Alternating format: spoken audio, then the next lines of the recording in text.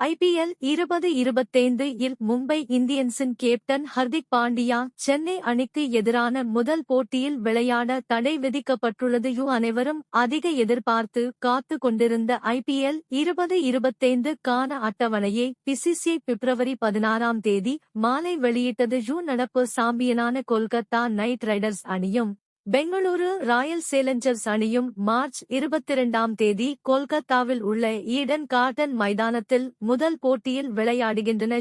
இரண்டாவது போட்டியில் ராஜஸ்தான் மற்றும் ஹைதராபாத் அணியும், மூன்றாவது போட்டியில் எம்ஐ மற்றும் CSK அணிகள் மோதுகின்றன. இந்த போட்டியில் சென்னையில் நடைபெறுகிறது.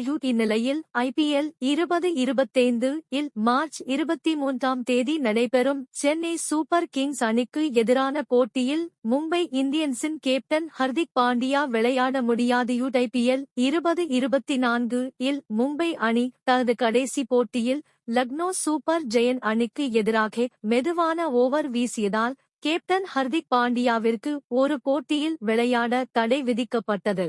ஏற்கனவே 2 முறை அபராதம் விதிக்கப்பட்டதால் மூன்றாவது முறை ரூ.30 லட்சம் அபராதமும் ஒரு போட்டியில் விளையாட தடையும் விதிக்கப்பட்டுள்ளது.